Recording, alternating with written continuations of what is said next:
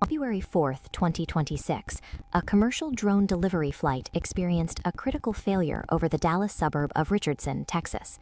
An Amazon Prime Air Mk-30 drone drifted off its intended flight path and collided directly with the side of a residential apartment building. After raining debris down the side of the structure, the aircraft hit the ground. Its propellers continued to spin while the heavy lithium-ion battery pack began to smoke in the grass. Isolated anomalies are an expected part of any aviation testing phase, but flying a heavy, automated aircraft into an occupied residential building pushes past the accepted boundaries of operational tolerance. This timeline plots the Mk-30's recent track record. We see an incident in October 2025, another in November 2025, and now February 2026. That is 3 major incidents in just 5 months. Amazon is pushing aggressively to scale its drone delivery operations. But that expansion is currently colliding with a repeated, critical vulnerability in their flagship aircraft while flying over populated areas. The Mk-30 is Amazon's flagship delivery hexacopter. It carries a 5-pound payload, cruises at 73 miles per hour, and operates at 200 to 300 feet AGL, which stands for above ground level. This blueprint illustrates the safe contingent landing system. When encountering obstacles, it transitions to vertical flight, projecting perception cones downward to scan for a landing zone. In Richardson, Amazon confirmed it was in vertical flight, but omitted if this protocol was triggered. If the SCL system was active, its Sense and Avoid software completely failed to detect a massive, stationary, and thoroughly mapped architectural structure right in front of it. To understand why this matters, we have to look back to October 2025 in Tolleson, Arizona.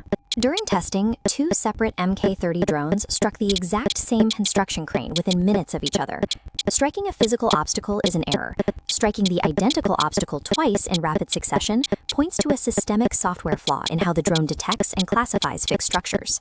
1 month later, in Waco, Texas, another Mk-30 clipped an internet cable in mid-air before dropping into an emergency landing.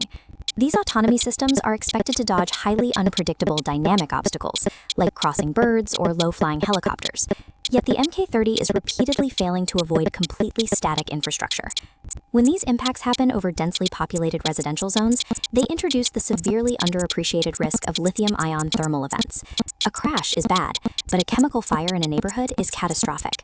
Current detect and avoid sensors are failing simple stress tests against fixed architecture. If the aircraft cannot map a stationary building, operators cannot trust it to navigate complex, dynamic environments safely. All of this scrutiny leads directly to the Federal Aviation Administration, which is currently weighing a pivotal regulatory rule called Part 108. Part 108 would legally allow automated detect and avoid systems to completely replace human visual observers. This is required for beyond visual line of sight operations, meaning flights where a human pilot can no longer physically see the aircraft. Without Part 108, companies like Amazon, Wing, and Zipline remain trapped in a slow, site-by-site waiver process. They cannot scale their networks nationally without this specific regulatory clearance. This document shows the formal comments from the Aircraft Owners and Pilots Association. They are already citing the Mk-30's dual crane strike as evidence, warning the FAA that a systemic problem exists within the industry's automated perception tech.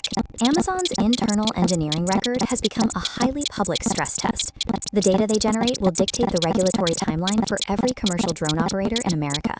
Commercial operators now have to watch the National Transportation Safety Board. How the NTSB handles the Richardson crash will establish the baseline for future federal scrutiny on all commercial autonomy standards. Community acceptance is incredibly fragile. The public buy-in required to make drone delivery work evaporates the moment a burning aircraft lands next to someone's home. The Richardson crash serves as an unavoidable warning. The industry must correct its safety culture now, before an impact like this results in a fatality. The economics of scaled drone delivery are inevitable, but total regulatory freedom will remain locked away until these autonomous systems can actually perceive the world they fly through.